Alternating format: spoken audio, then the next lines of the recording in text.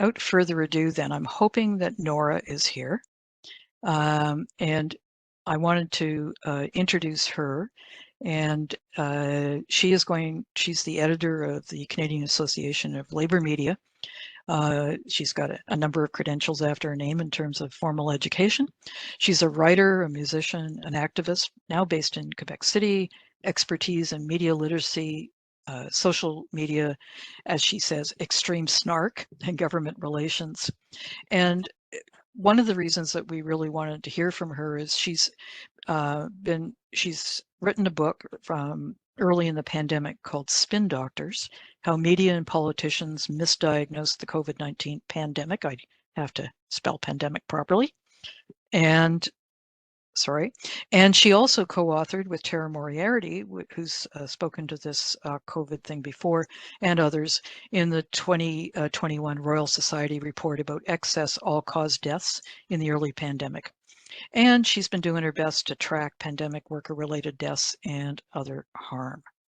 So I will stop sharing and hope that Nora Hello.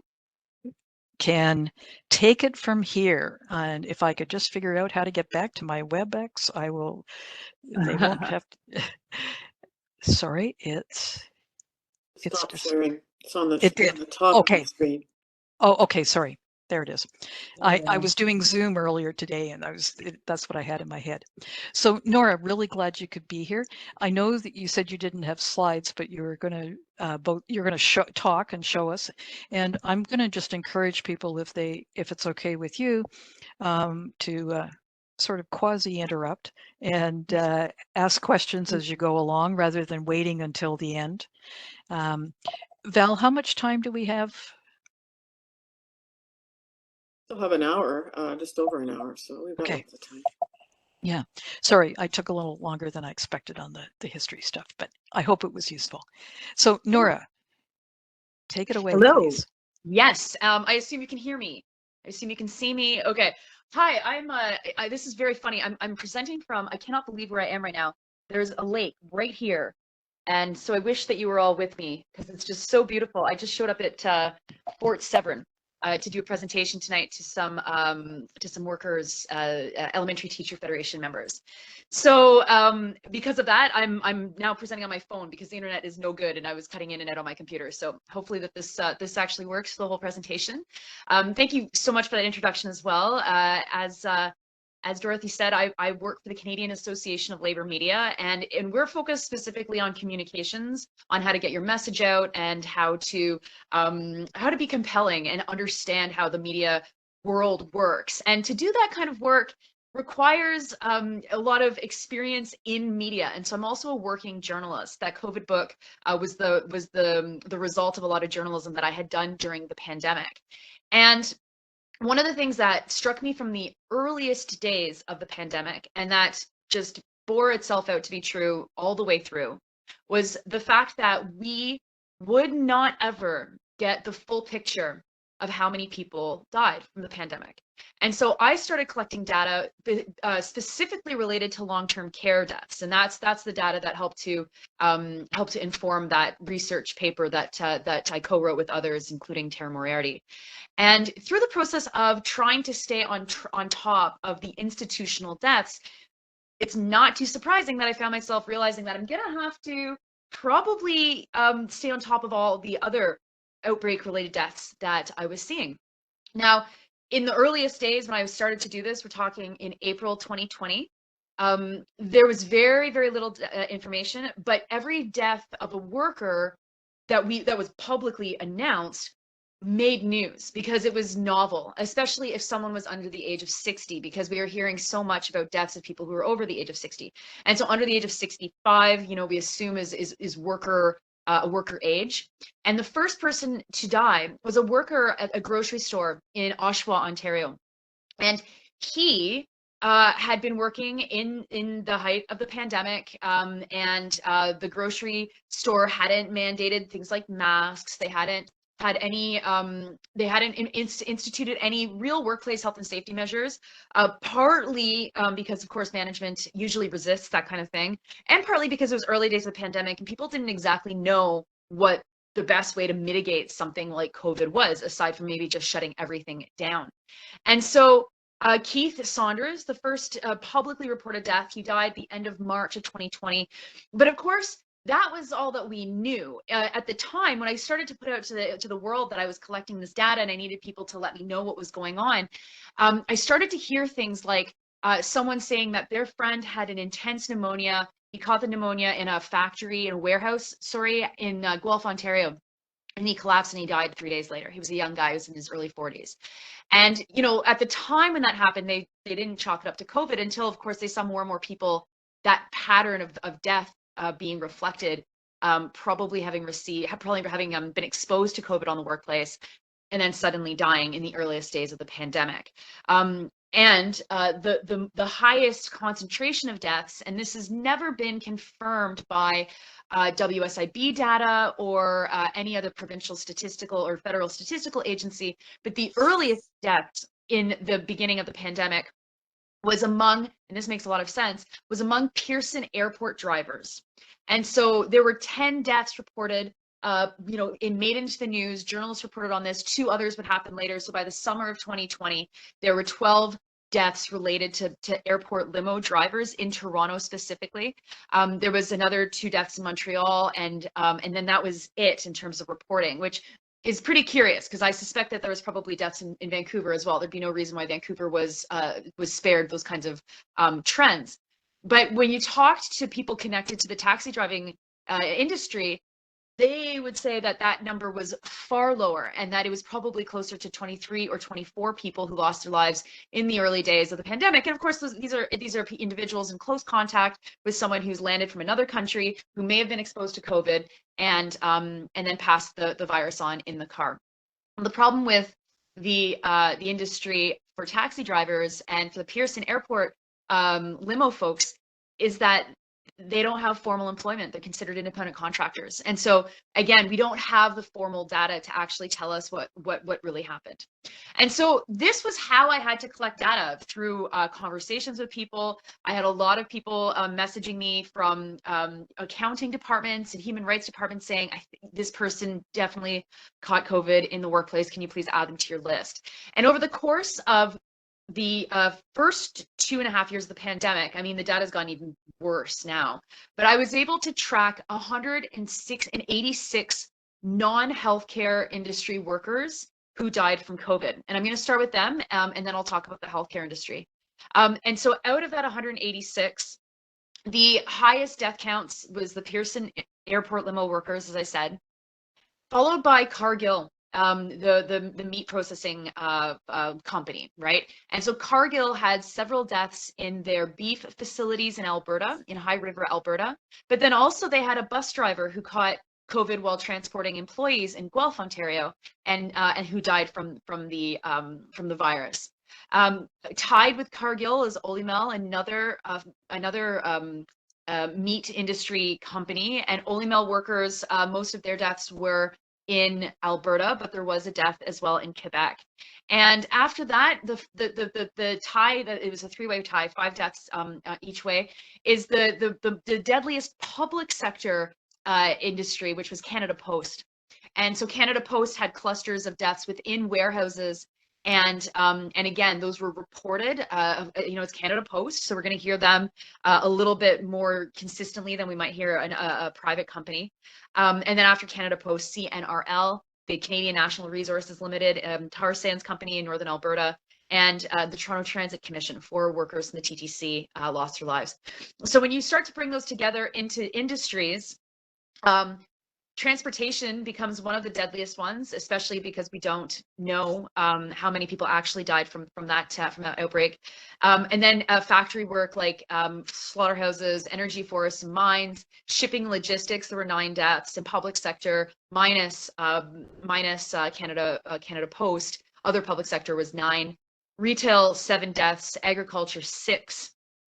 Restaurant, 4. Manufacturing, 5, although the manufacturing number there that I have here is low. There was probably closer to 40 when you include also the folks in the food processing industries.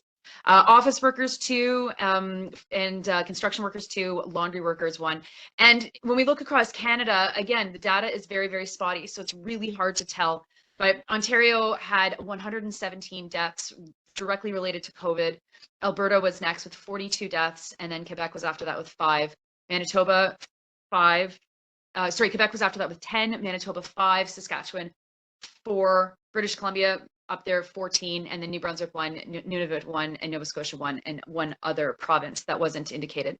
And so, you know, again, a lot of the data that I gathered is actually because of unions. When there was a death of a worker who was a member of a union, I would be instantly in touch with that union and try to figure out what was going on. And the picture that emerges is that industries like manufacturing actually were more deadly for their workers than healthcare workers industries were.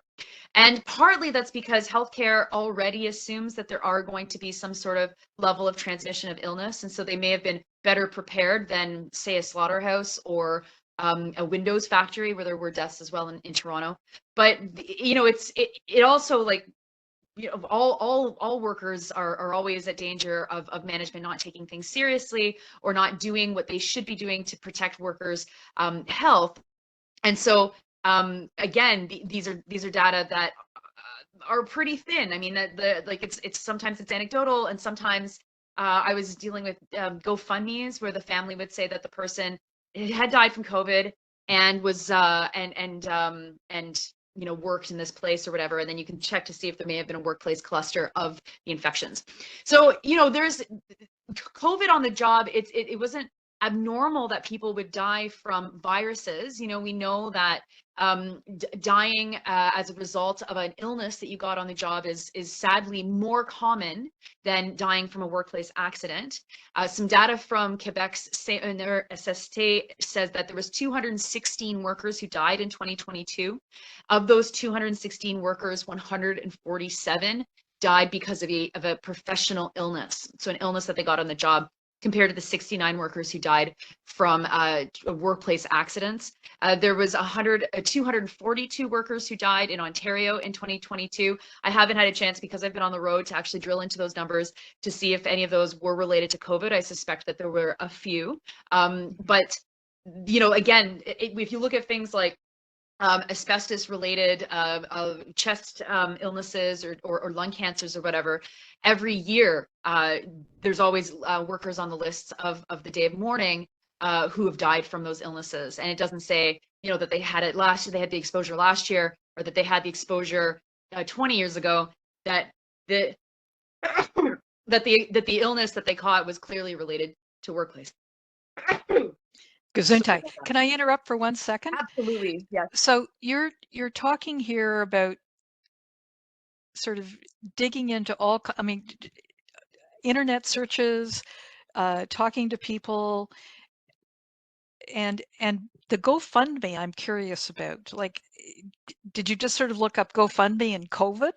And yeah, well, no, so what I did was, so you can't exactly search that with GoFundMe, and so I had to go to the Canadian Memorials page and literally go through person by person and look to see people who look like they were workplace age, so that I wasn't just reading nonstop pages of people's deaths and memorial pages. But I would have to, you know, easily go through 50 people before I would find one that mentioned COVID. And it was, but GoFundMe's are pretty useful information, because they tend to have more information than obituaries have, especially because there's a location for people to donate, and then to say, oh my gosh, I'm so sad, this was so difficult or brutal or whatever. But, you know, it's also the real challenge with COVID is that we, you know, as we know now, there are heart-related illnesses and death that will never be connected to COVID, and we'll never know if someone had COVID when they had when they died. You know, I'm thinking of someone who I know, who I grew up with. Her husband died suddenly, late 30s, died suddenly while driving on the way to work. And, you know, was that a COVID infection that he got on the job? Was that even related to a COVID infection? Like, we don't know. But I suspect, like, I'm not abnormal in having known probably 5 people under the age of 45, all men, who've died since the pandemic started, with bizarre, heart issues that they were too young to have. Right. Yeah. So the other thing that John Odike, who works for OCAL in the Hamilton Clinic, has brought up a number of times, and Val can correct me on this if I haven't got it quite right, but certainly early in the pandemic, is it the Canadian Institute of Health Information, something like that, was reporting just healthcare workers that were getting infected. But what John realized in looking at the data was that most places outside Quebec, if I remember rightly, were not submitting data that actually mentioned occupation. And the only thing that the folks collecting information seem to be interested in is whether someone was a healthcare worker and got infected. And so certainly we know that there were more than 100,000 Canadian healthcare workers that got infected. That's according to official stats within almost the first year, compared to only 4,000 in China, where they took aerosol and airborne precautions seriously, at least for their healthcare workers. But back to the Canadian stuff, what I remember is that so you're talking about the taxi drivers, the postal workers, you didn't say Amazon specifically, but they're Amazon warehouse workers. Did you find anybody who was sort of, I know that sort of standard place for looking at data just wasn't collecting that information, and it was very uneven even when they were supposed to report. Did you find any sort of magic place where this information was gathered? No, I mean, I'm literally the only journalist in Canada that has kept this kind of data, unless someone has kept it privately and that I haven't discovered it, which I would be surprised, because I do also know all the journalists in Canada who've written about workplace-related illness and death related to COVID. And so, I mean, the healthcare worker piece was interesting because there was a combination of, I think, families wanting people to know that their loved one died as a result of getting COVID on the job. And so if you look at my data set on healthcare workers, so there was I tracked 70 healthcare workers who died, directly died from a COVID infection. And the vast majority of them are named, which is not at all the case for all of the other workers. And where they're named, by and large, it was because journalists got their families to talk about it, or their families posted about it on Facebook, or their employers posted about it on Facebook. This was where the unions were very, very important to let us know what was going on with their members. There was one worker who died early in the pandemic from Ottawa, and they didn't release her name. And I had to talk to my friends within CUPE, and I was like, can you at least tell me what her ethnic background is, because I'm tracking that information. And so I was able to confirm her ethnic background from my data, but I only knew that because someone within CUPE knew who the person was, but they were not releasing their name because the family didn't want to. And so of the 70 people who I tracked, the majority were male, which follows the statistics. That's not too surprising, though that means that there's a high overrepresentation of male workers getting sick and dying from COVID, because of course they're not a majority in the healthcare industries.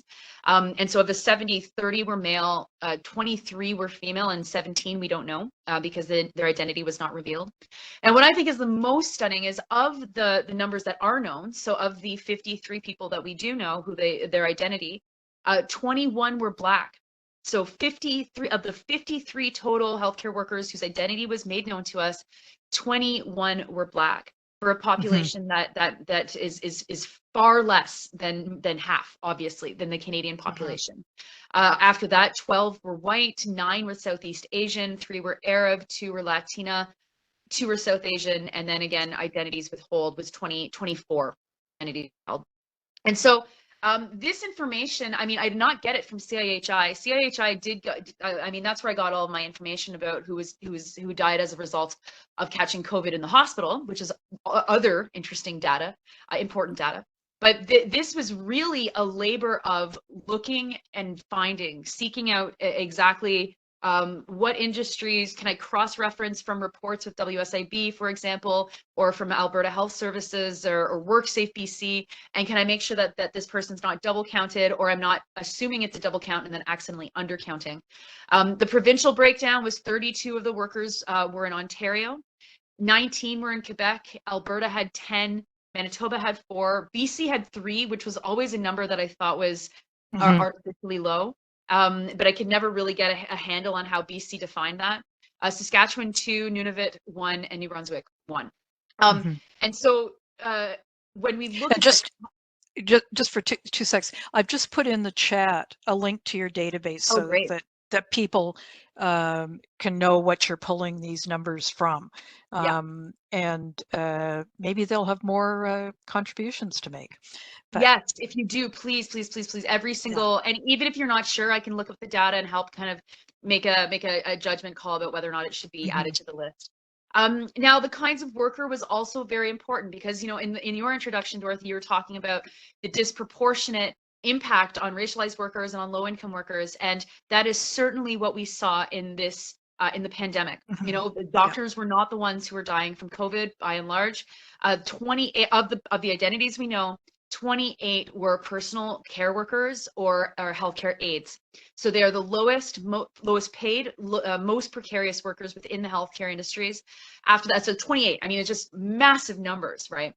And then after that, it was 6 nurses, 5 doctors, 4 hospital cleaning staff, 3 residential support workers, 2 social workers, and 1 administrator. And where I could, I also tried to track spouses, but that was really difficult, and that only happened if that made the news.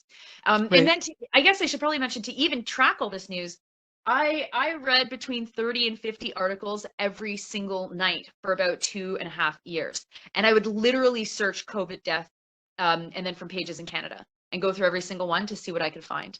Now that was really necessary. And then of course, public health data as well. So, you know, in the case of some health units, like Ottawa is one health unit, they would actually say if there was a worker who died by the classification of their job. The Halton health unit did this as well. But that all stopped. I mean, by the time we hit midway through 2022, all this data stopped and they just weren't reporting this at all. And Toronto was doing that, and I, because I'm writing a book about this kind of stuff and the sciences that have harmed and helped workers and then the rest of us.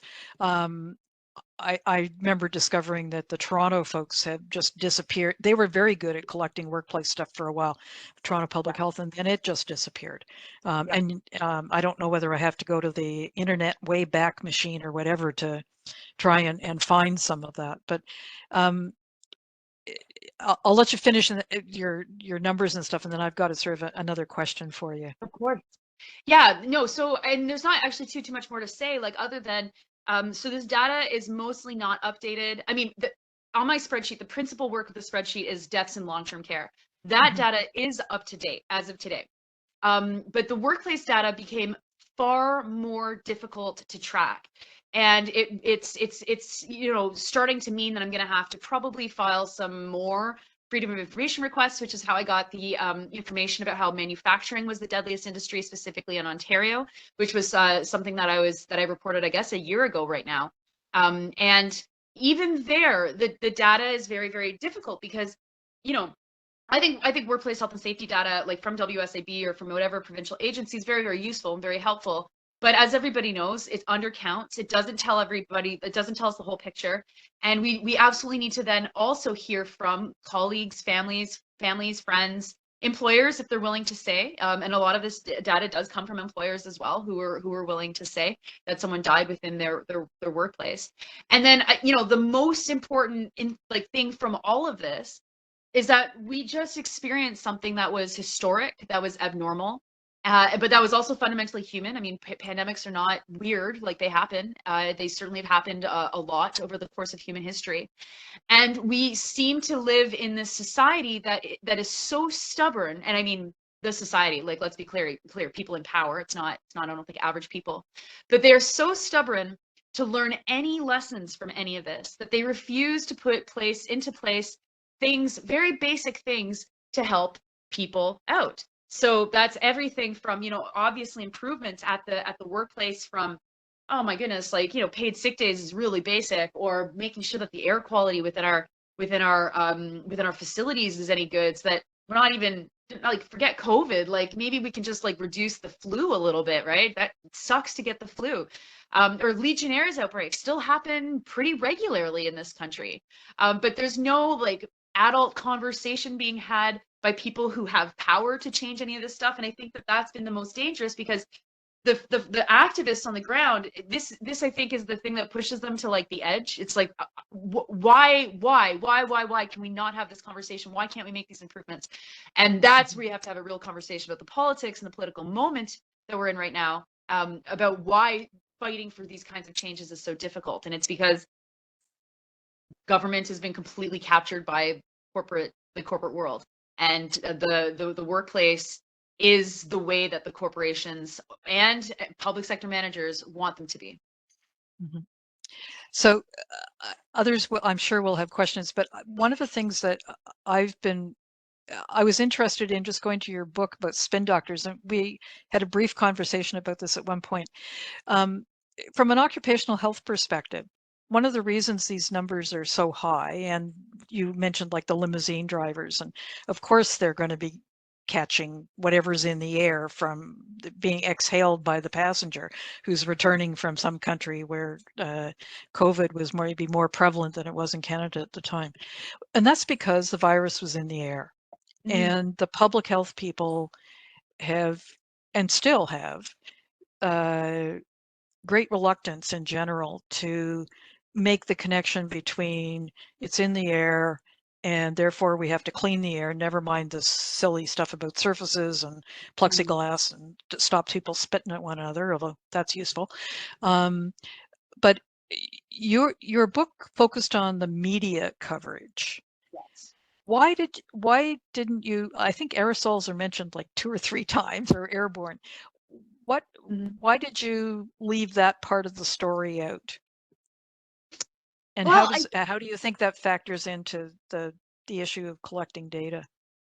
Well, the way that we talked about this pandemic in the beginning was wrong, right? That we were talking about droplets and we were talking about surfaces, and I'll never forget my partner trying to wash the bag of brown sugar that he got the early days of the pandemic, and there was a hole in the bag, and so the whole brown sugar bag got covered in water, and then it was disgusting, and so we froze it and tried to freezing brown sugar. It was very, very silly, and I imagine a lot of Canadians had those experiences. But when you write a book related on the coverage of something, I was going where journalists had gone, which was to not really talk about the airborne nature of this. I remember having a conversation with someone on Twitter early saying, I think HVAC is going to be the big story of this pandemic, and HVAC systems and cleaning and all this stuff. And then it never happened, which was so interesting. And so, because the book is a critique of journalism, I decided to look at the journalism they did rather than trying to look at the journalism that they didn't, because I think that that's, just kind of blows open the story. But also, I'm not a scientist, and I'm not, I live with a scientist, and so I know very well that I don't find it very interesting.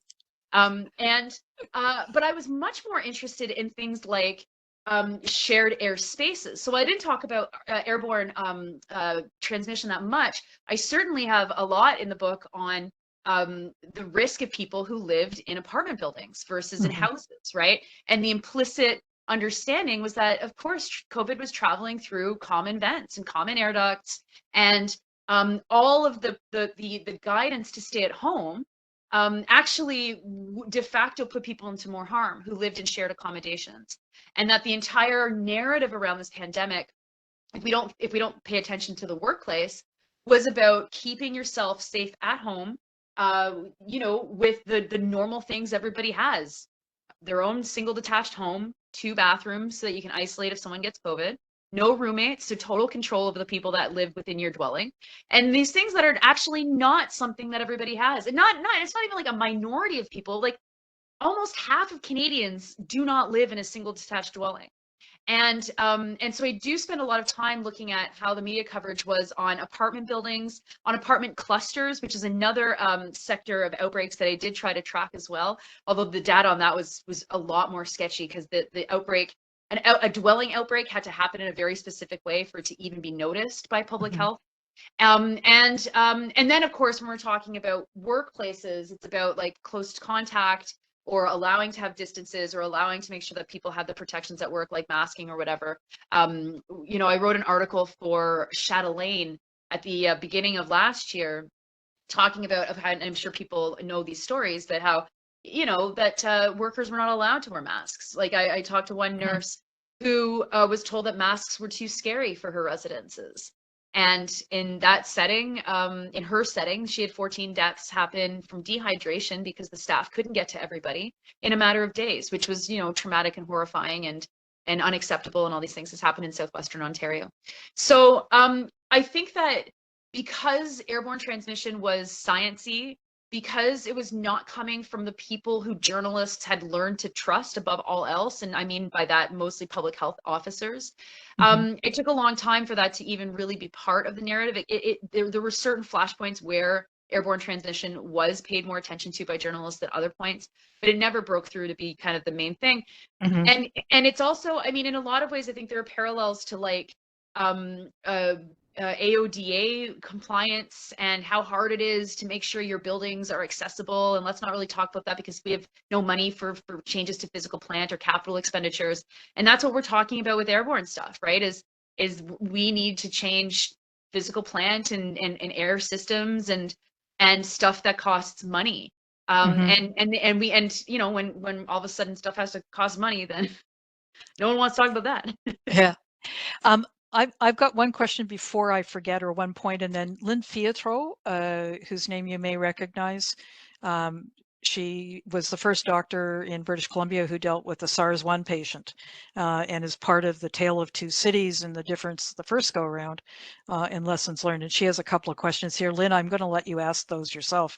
But one of the things that was interesting in the States in terms of data was that friends of mine based in Boston were able to collect information that showed that when workers called OSHA, which is the federal health and safety agency there, so it's like calling the Ministry of Labor here, about something to do with COVID, that it predicted by, I forget, like up to 2 weeks, something like 7 to 21 days, something like that, an outbreak in the workplace where they were. Mm. And it was really fascinating that, clearly the workers knew that things were going on, and were worried about it. And yet, certainly in the case of OSHA, and there's reports about this, they just, didn't go to inspect. If in the meatpacking plant in Greeley, for example, I don't think they went inside. I can't remember if they ever did. In High River, the Alberta health and safety folks in Alberta Health Services only went in didn't go in, but they had Yep. somebody take a camera around, right? Yep. And without the health and safety committee really with them. So, but those are places where workers were saying, hey, something's going on here. OSHA, Mhm. this is your job to come in and help us, and it didn't happen. Yeah. Um, have you pursued that kind of workers complaining and the the enforcement folks, what they did or how they responded at all? No, This is not one of the not things I'm really. particularly. Yeah, not really. I mean, in the earliest days, I think that the justification was just like, it's too unsafe for our own inspectors to go in, right? And that was certainly what they were saying in Alberta when they Yeah, were doing those virtual inspections, that it was just too unsafe. right. And what a hierarchy of safety, right? What a hierarchy of lives that matter then. It's the people whose job is to make things safe. It's too unsafe for them, but it's not too unsafe to close any of these factories. Hmm. And that I think is really, really important, that the factories mostly didn't close. When we talk about the shutdown, like, and this is the thing, I think everybody who paid a very close attention to the pandemic had their own kind of like pet issue that they really cared about. And that's partly why airborne transmission for me was not my pet issue, because I had other ones. Like the fact that we kept on talking about how there was a shutdown, except that the biggest industries were allowed to continue to operate in the Hmm. background. And so, you know, construction was only shut down in Quebec. Of the whole country, construction was only cut down in Quebec, and it was only shut down for 6 weeks. After that, it was opened back up. There was never any mass shutdown of industrial facilities, of manufacturing, of anything that absolutely was not essential. And in the continual operation of these facilities, people got sick and some people died, right? And there was like, for what? Like one of the first deaths was someone who worked at the lipstick factory in Markham. Like, you know, Estee Lauder, like that's not critical work. But because and this was also, this illuminated how segmented our lives really are, because the restaurants were closed, because grocery stores were changing how we were supposed to go in and out of the store. You know, we had to line up outside in Quebec for long periods of time to, all of the hand washing, of course. You know, that's what we saw. That's what we saw. Schools being closed. That's what we saw. And we didn't see the Amazons of the world operating as normal. We didn't see, you know, like the idea that these warehouses weren't told to just reduce their capacity by 75%, or move to another empty facility. There's empty facilities all over the place they could have moved into if they had to continue working, which none of these facilities needed to continue working. That was not going to be on the table for one of the conversations that we were going to have, because that needed to continue in the background. And so the workers in those industries, especially if they didn't have union representation, found themselves in the most harm, in the most risk. Now, in the case of the High River workers, or a lot of the workers out in Alberta, they are represented by UFCW 401. And one of the things that UFCW 401 did, and again, in the early days of the pandemic, no one knew what the hell was going on. So I thought that this was a pretty clever thing. They published every letter that they sent to every one of their employers demanding certain improvements for people's work, right? And so you can actually go through them, and I did go through many of them. I'm sure you did as well. And you know, they weren't radical demands. We can probably criticize the unions for how they interacted on this stuff as well, and certainly I do have my criticisms. But it did show that the unions were very, very aware of the potential risk, and trying to make things better for workers. I mean, you know, to varying extent. In fact, according to the conversations I've had with people at that local, they actually were asking about air changes per hour in a variety of workplaces.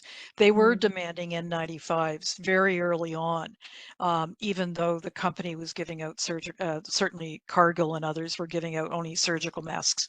Yeah, and the local 7 in Greeley, Colorado, which had the highest number of workers actually die in a meatpacking plant in North America. They were doing similar things, and they're I forget Kim's last name, but her letters are also online for people who are interested. I mentioned Lynn Filiatro. Lynn, why don't you unmute yourself and ask the question rather than me doing it, so you can talk to Nora. Nora, hi. And I just wanted to say thank you for your coverage of Whistler. That was very good, in Maclean. So I encourage anybody who hasn't read it to read it. So I'm part of a big initiative in BC trying to hold government to account. And what we're finding is that there's no journalistic independence. Except for a few, you know, the Thais, a few individual journalists going against the tide. And to me, now that I'm reading How to Stand Up to a Dictator by Maria Ressa, it really resonates how you can't have a democracy, or you can't have two sides to an issue if journalists are in bed with government. And in bed, I mean little things by certain media being the first to say, hey, there's going to be a presser with government today. Things like that, or being seen in the office of the premier having a one-on-one discussion. And there's no, you know, there's no disclosure of conflict of interest either. Yeah. So I, as you can imagine, was pretty critical of the majority of the reporting that was out there during the pandemic.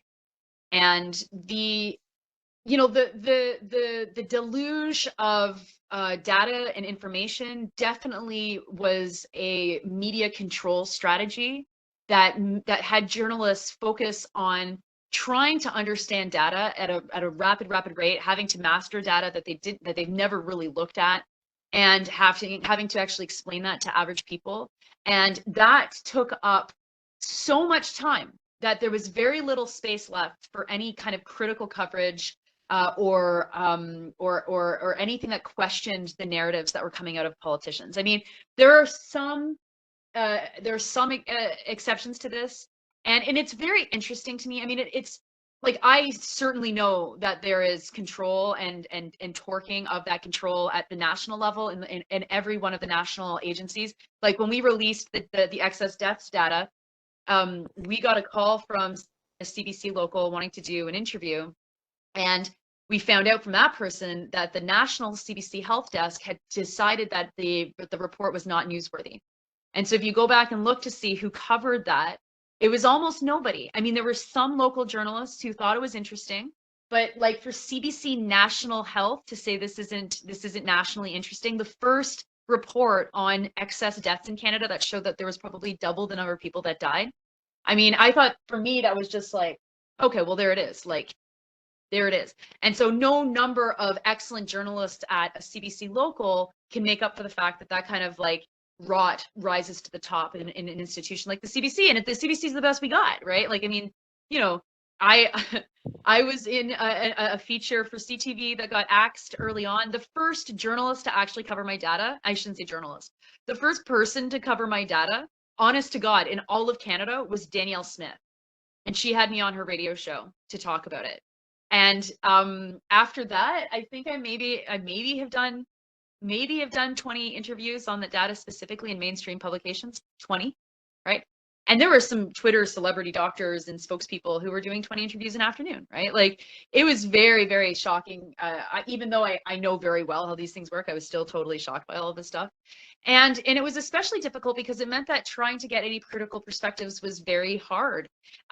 Journalists, I mean, I know one journalist out in the Atlantic, I won't say who or where, so I'll be very general, but I know one journalist in Atlantic Canada who's bashing their head against the wall because they cannot get the data per facility in their province for who died where. And they're not getting tons of support from management to be able to push for that. And so, you know, the result is that most of the journalism that we had in the pandemic was stenography, that you could get the exact same information by going to a public health website, and they were copying and pasting that data and putting it into one place, which was like, you know, it'd be fine if you had unlimited resources, but it literally, that was taking the place of doing other journalism. Like, that's a serious problem. And then there's the whole side of where people like who are these employers? What is considered essential? Like, these questions were never ever answered within most features on this stuff. It was always very focused on the individual or the individual's family, and oh my goodness, it's so sad that these kids lost their father, blah blah blah. But there was never any systemic kind of attempt to understand these forces. There was never any real attempt to try and take a politician to task.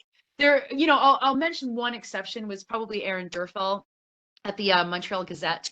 And Aaron, I mean, but Aaron also occupies a difficult space as an English language journalist. And you know, and when the premier says, well, you know, you're the one making Anglos more anxious about this pandemic, there was a bit of truth, not to Aaron being the reason that Anglos were more anxious, but certainly Anglos were more anxious than Francophones. I mean, in my own life, it was like everybody was like, this, yeah, we're living with a pandemic, it's no big deal. Whereas like my Anglophone friends were like, I can't leave the house. Like there was something to that, which was very interesting, but that's a sociological question about Quebecers, I think, more than anything else. And so Aaron was an exception, and he continued to fight against the narratives that the provincial government put forward, but that was it. I mean, CBC included. It wasn't like it was an Anglophone thing, right? Like, CBC was terrible. So how do we do better going forward, or hold people to account not to be mouthpiece or stenographer? Right. I mean, I think that we have to promote good pieces of journalism. That's really, really important. And so, you know, make sure that you are aware of good journalism that might be out there and sharing it. And sharing information with journalists as well, so that if you do know something and you want, and you know, identify the good people and make sure that you're giving them the information, because a lot of times it is really hard to start from zero, especially if you have data that you can hand over to a journalist. But you know, we also have to be very sober about the fact that social change doesn't pass through journalism. And I say this as a progressive journalist whose like life is dedicated to trying to do that. But that's not how social change works. Journalism is about keeping a record of things. Journalism is about identifying things, identifying systemic issues and acute issues, and putting it all down in the same place. But it's social activism that then actually has to take that into the next level. There's no journalist in the world that's changed anything through their journalism, which, you know, is very sad to me. I'm going to keep trying, but we have to make it so that politicians feel like they can't marginalize journalists. And the problem is that they can marginalize us. Like they don't have to listen to us. And oftentimes it's better for them politically if they don't listen to us. And so, so then we have to figure out ways to support the journalists that are doing really good work and make it such that politicians feel like they'll get political heat if they're not responding to certain questions. And in the case of Aaron Derfel, like as much as he was attacked by the premier within those press conferences, it's not like they kicked him out. He continued to do the work that he did. He continued to follow the stuff. And his journalism shone as a result of that. It's some of the best journalism in Canada, and also happens to be one of the very few health reporters in Canada too. If you have a chance, Nora, to put something in the chat that sort of provides a link to his work, I'm just not sure quite how to spell his name, so I'm not. It's just Derfel. Okay. I was going to quote for you and Lynn and everyone else an email I got April 25th, 2020 from a guy, and I'm just going to name him, Bartley Kivas in Winnipeg. Good journalist, has done all kinds of wonderful work.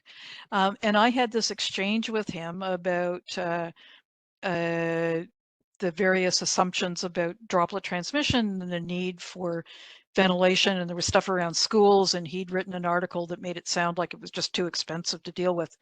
And his response to me included this paragraph, that the ventilation stuff, there's two. A mechanical engineer shared some of these concerns, fearing the discussion about funding and priorities could leave people with the impression aerosol transmission isn't an issue. It is, of course, a secondary issue, but schools aren't even dealing with efforts to reduce the primary threat posed by droplet transmission adequately. I would love to conduct more interviews for every story I write. Sadly, the demands on the time of reporters have increased now that we file from multiple platforms. I'm sorry to have disappointed you.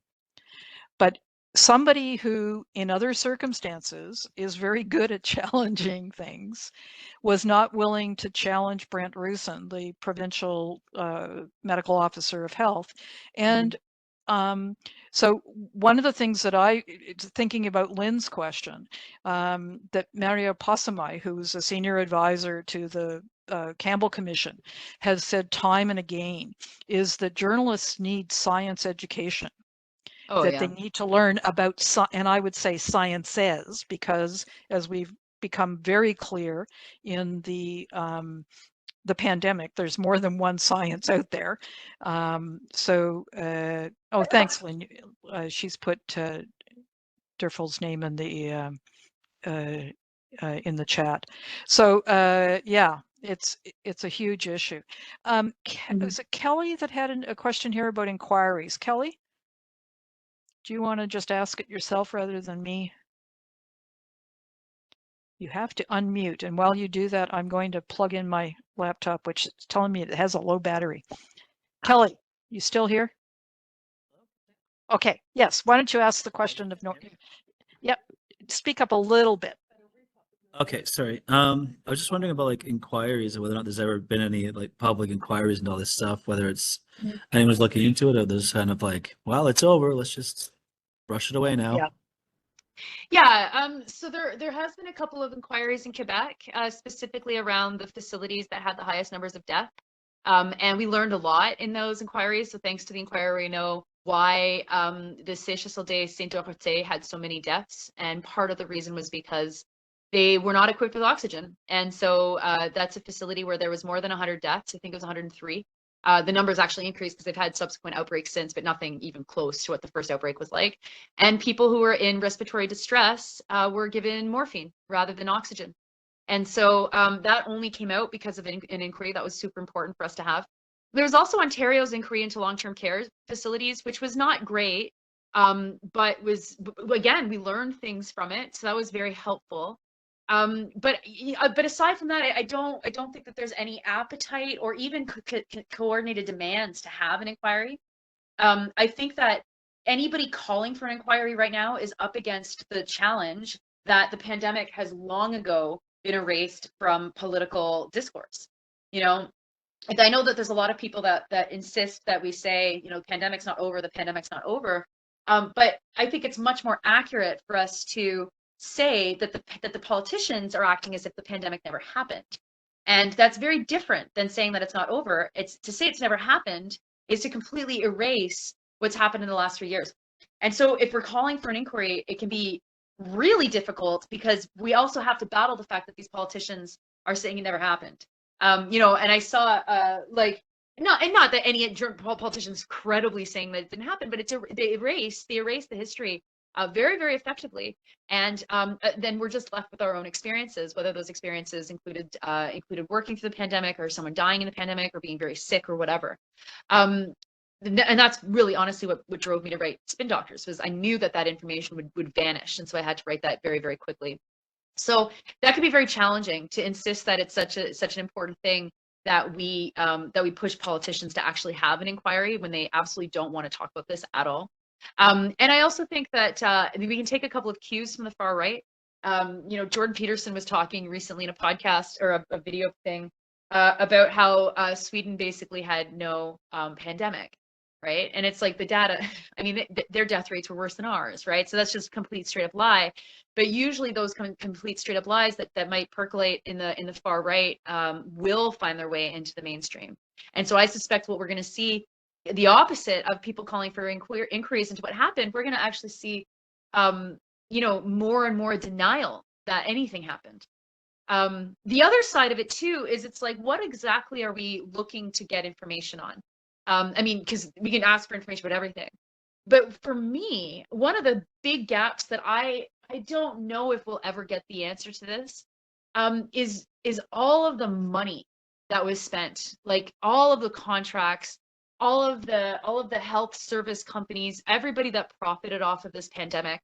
I want to know who they are and how much they got. And I don't know if we'll ever have an accounting like that, but I would certainly like to see a public inquiry into spending in the pandemic. And I suspect politicians will fight it like crazy because there was very little. I mean, we know there was very little accountability attached to a lot of the contracts that were given out, and you know, spending on things like vaccines, spending on things like tests. Why this test company and not that test company? Like, we know that took down a national union president, but there's no way that Jerry Dias was the only person in Canada getting kickbacks for this stuff. So there actually has been a bit of a fuss raised in Manitoba. I put a link in the chat about the government's efforts there to get a local company using 3D printing actually to make so-called N95s that I guess would have been certified by Health Canada. And they have all kinds of them and they just never pulled them out because they refused to accept that the you know, healthcare workers and anybody else really needed them. And I put also in the chat, the Canadian Aerosol Transmission Coalition is starting to hold what's being called kitchen conversations about pandemic planning and getting people across the country as well as organizations, sort of a grassroots kind of thing to lead towards more public discussions about what has happened, what should happen now and down the road. And there's a document that's sort of the basis for those conversations that I put the link to. And if people are interested, I think there's an email there that could be used to find out more. Kelly's saying something about the teachers got the same treatment, being told the lower quality masks were good enough. And that's certainly what a teacher in Winnipeg called the baggy blues. Others have used the same term. And I know there were actually places, I've heard a number of stories of workers being told to take off respirators and put on surgical masks. So there's a lot of things to unpack around this pandemic. I'm wondering if anyone else has questions. Val, you always are a good person to come up with a question or two, and I'm just wondering what's on your mind after hearing Thanks, this. Dorothy, and thanks so much, Nora, for all your information and for your energy. And yeah, what I'm wondering is, and I'm wondering if you've figured out a way to sift the data to counter the current argument where all transmission is community transmission. So that's what I just talked to a worker advocate the other day about a cluster of cases in one big workplace, cases, not deaths, but people with lasting health consequences and subsequent workers' comp claims that are being denied repeatedly on the basis that there's no elevation of transmission within the workplace as without, because it's been let to to spread so widely.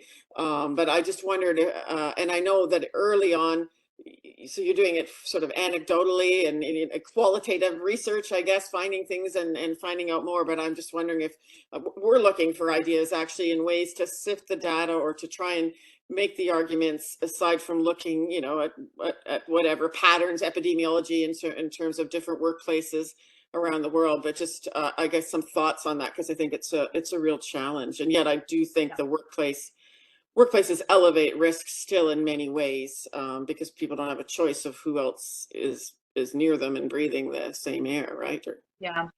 Yeah, no, and so that's been a theme for the whole pandemic, right? Like I remember the outbreak at the Maple Leaf factory in Brandon, and it, they had hit something like 93 cases in the workplace, and the company was still saying there was no proof of workplace spread, and if so I it also did the yeah.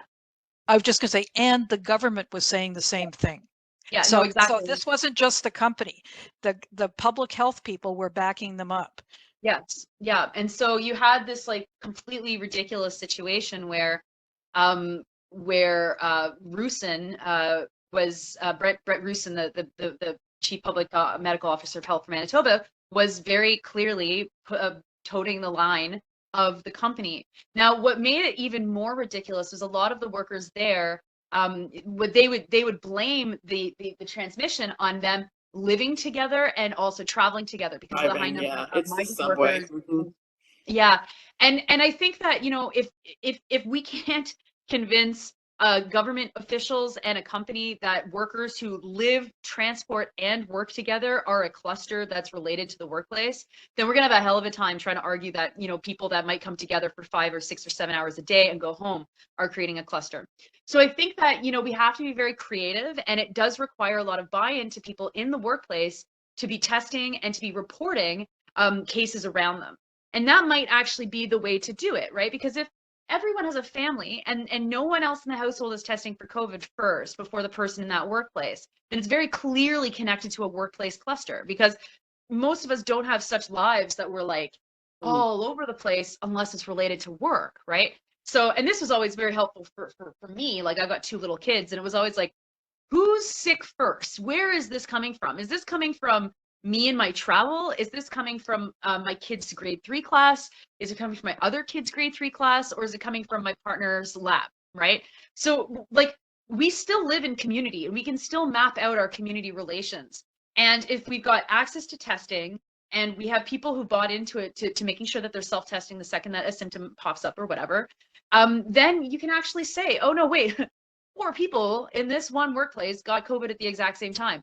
That's not a coincidence unless all of their kids go to the same school, all of their parents are in the same long-term care facility, which might be the case. But that is also important to know too, right? There is always this like, and the part of this is just neoliberalism and how we have no concept of our communities anymore. There was always this like weird approach to looking at these cases as if it was like, cases didn't come from anywhere, like as if we didn't have connections to other nodes within our society. And there's really excellent data that was done in the United States about the prevalence of COVID within communities, around meat packing facilities in particular, and coming up with coefficients that demonstrated how much more COVID was in those communities. And then the question is like, was it a coincidence or was it driven by the workplace? Was it driven by the specific conditions that the workers in those workplaces actually work under? It's going to be harder because we can't have like community spread just is such a thing. It's everywhere, right? Like there's no way to really track it in the same way that there was before everybody basically had access to COVID. And then of course the other thing that makes it difficult too is that there's higher level of immunity, which is good. Yeah, And the higher level of immunity means that where there may have been a cluster before, there's actually quite a smaller cluster.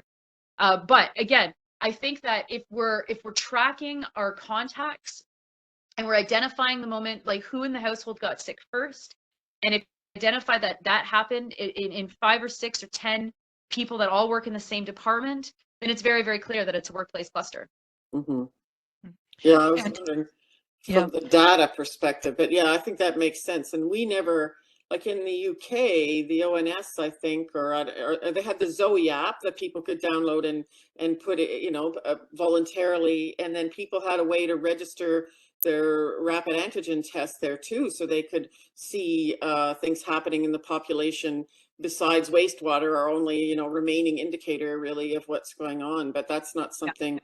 And although Quebec actually, I think, had some reporting aspect that none of the other provinces had, but I don't know. I don't think that's still running, is it? I haven't checked in a while. We were all asked to enter all of our tests. If we had done a test, we were asked to enter our test voluntarily. And the date that it happened, and the whether or not it was positive or negative, and why we tested ourselves, if it was because of a close contact or because we were sick. I don't know if they're still doing that, although I am curious to know about whether or not what the Public Health Agency of Canada's data looks like related to the flu watchers, because they also ask people for that information. Yeah. I have one, I guess, related question, but Dorothy, were you just going to add something to this? So, I was thinking this whole thing about that pattern of it's not the workplace, it's the community showed up in the States as well. It was used in many places. And I'm wondering, one of the things that occurs to me is just sort of the public health should include occupational health. I mean, in the American Public Health Association, there's a very active occupational health and safety section, for example. But the training around infectious disease seems to sort of exclude occupational health in many ways. The public health folks seem to not sort of think about workplaces. They think more about community, so-called community, and not thinking about workplace as a community, even though their social determinants of health list will say work is important, but somehow or other it doesn't come into things. So that's one of the things that fascinates me, is just sort of what is so special about workplaces that the public health officials don't see them as sources of hazards, and whether it's the virus or anything else, because I mean, it hasn't just happened with this virus. There are other things where people have. So I think of the Northern Ontario miners that I dealt with that were told their bad hearing was because they went hunting.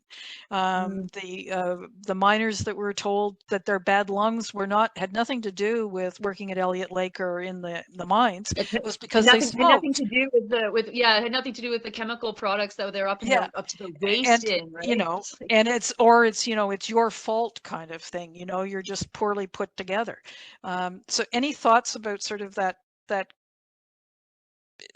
difficulty that I think is another a challenge that we face in terms of getting this kind of data recognized? As Krista says, some units do a great job, but there's not a whole lot of them. No, and also, like, these are systemic issues, right? So even if there are good people in units doing good work, like, the reality is corporate capture of our political institutions is complete.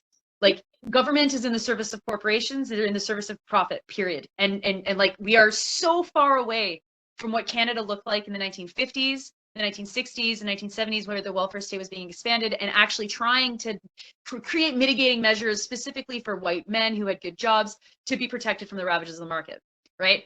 That is not the Canada that we live in, and we have not lived in that Canada for 40 years. And so the result of that is that our government agencies, first and foremost, want to protect the companies that make the profits. And so when you have that as being kind of like our reality, it's not surprising that they will deny. Like you can have a literal bolt through your head and they're like, did you get that before you got into work today? It's like, no, I didn't. And it's like, okay, fine, a bolt to the head, that we're gonna say is probably something you got in the workplace, but nothing else, right?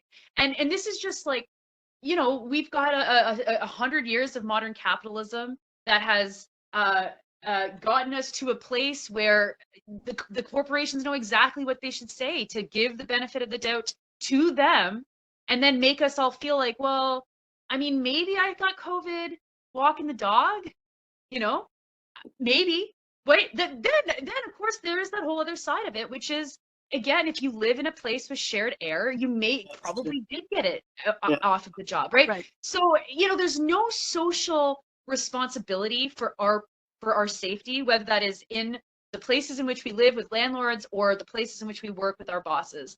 And when that's the reality, then we have to figure out different ways to try and demand accountability, because, you know, they're never going to be accountable under the current regime. And so our institutions are always going to have the Thomas Rusin saying, Thomas Rusin, sorry, that's a friend of mine, Brett Rusin saying, yeah, no, it wasn't maple leaf at all. It was just the fact that these workers live together, travel together, and come together, and literally are only in Canada for this job.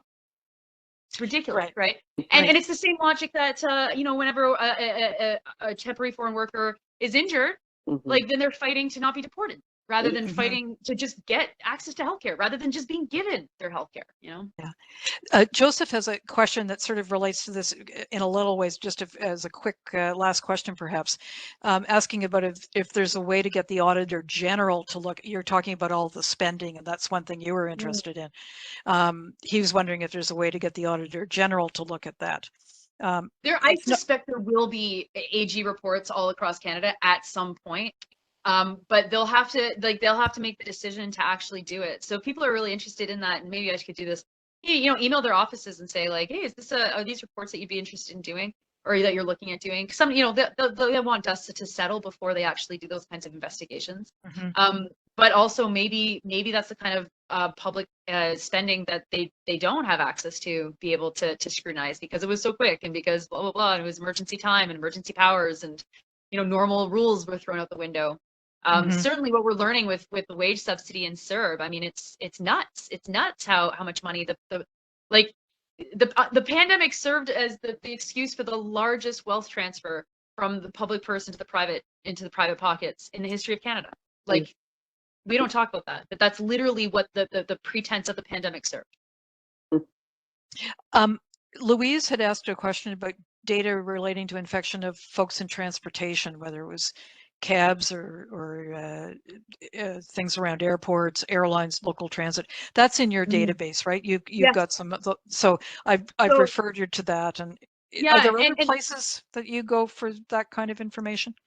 No, I mean, transportation is highly regulated in lots of unions, so the unions are very, very useful and helpful, of course, to report that stuff out. I think that like, I want to know more about this, but my sense from everything that I've read was that air travel was much safer than perhaps we imagined it would be, considering how close quarters we are with people. And that is likely just because the airflow, the air transfer on board is very high. You're shaking your head.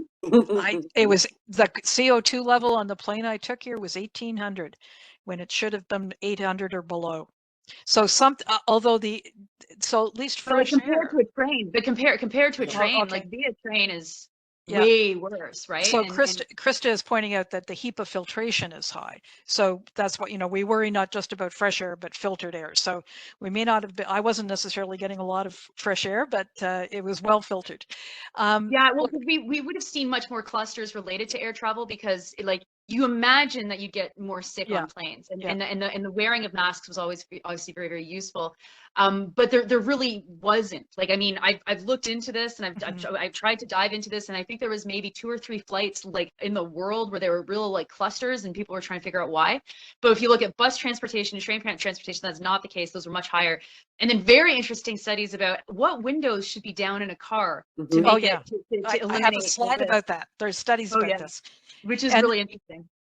Louise, if you're interested, I do know that in the state, there's been work done in the States where the data access is different than here. I'm not saying it's better, but it's different. And there certainly is data. Devin Hawkins is one person who's done important work around some of this. There's some other people, and I'd be happy to send you the papers I've found that talk about this, because I've been trying to track that kind of thing. It's 2 minutes after 2, according to my laptop here. Can I ask We one more all, I'm question? sure, have other things to be doing. So I just wanted to say thank you very much, Nora. I hope we can continue these conversations in some ways, because I think there's a lot of important stuff to be pursuing here. And I'm grateful for folks showing up. I think, you know, on the day of mourning, it's important not just to remember about the folks that have died, but the folks whose lives have been made miserable, whether it's by this pandemic or other crud in the air, as some people I know call it, or other hazards at work. And it's not just about the deaths. There's a lot more that we have to worry about. And one last quote that I will throw out that comes from one of my mentors, Bob Sass, who was the person who brought us health and safety legislation in Canada that the sort of current versions. He was talking about stress and how job-related stress goes home first and then comes back to the workplace. And there's that community, sort of workplace, non-work connection around other hazards as well as this one. So thank you very much. Thanks to folks who attended. Val, I'll leave it to you to wave us out. Okay, thank you. And Nora, did you have anything you wanted to add as any final remarks? No, thank you. Okay, just speaking of stress, I will put in the link. So we don't have another COVID scheduled in May, although we may still pull one together. We're thinking of doing one on June the 2nd. Kevin's going to pull together some practical solutions that can be a benefit to all of us. But in the meantime, we're running a 5-week webinar series on workplace mental health and injury prevention, and that'll be every Wednesday in May. And so we invite people to sign up for those too, as we talk about other ways that people get injured in the workplace. And several of those sessions are looking at pandemic experience and impact and that kind of thing. So I do welcome people there. And I really want to thank Nora for joining us, especially when you're en route, although we did enjoy your view. Hopefully that being in such a beautiful place helped. And Dorothy, thanks for all your preparation and presentation, and thanks. And we will, this was live streamed on Facebook, so it'll be available immediately afterwards if you want to show anyone the video, and then we will post the videos with the post on our OCAL website and on YouTube on Monday probably. And my PDFs are coming your way. My PDF is coming your way shortly. So yeah, we'll put and it's got links in it to some of the things that I was talking about. Yeah, and we'll put Nora's database link. I assume that's always open. And then Nora, I guess, I don't know if you want to put your email in the chat, if you inviting people to share information still. I assume you're still trying to collect what you can. Yep. So I can't add to the chat. Whoop. Okay, I'll do it for you if you tell me which one you're using. Is it the Gmail one? My name. Yeah, just my name with a dot in the middle at gmail.com. And then folks can also catch more information about me at my website, noraloreto.ca. And I got a couple of podcasts, so take a listen to them. Great. Thanks a lot. Okay, and hopefully people can still potentially participate in some of the other day of mourning activities that are going around the province. I know there's some late afternoon ones in various municipalities, and it's good to go and it's not enjoy the fellowship, but that we all, share. It's sort of a recommitment, right? And it's the fight for the living part, and mourn for the dead and fight for the living. So thanks everybody for joining, and thanks especially Nora and Dorothy, and we'll see you all next month if we don't see you before. Thanks. Thank you. Bye-bye. Thanks.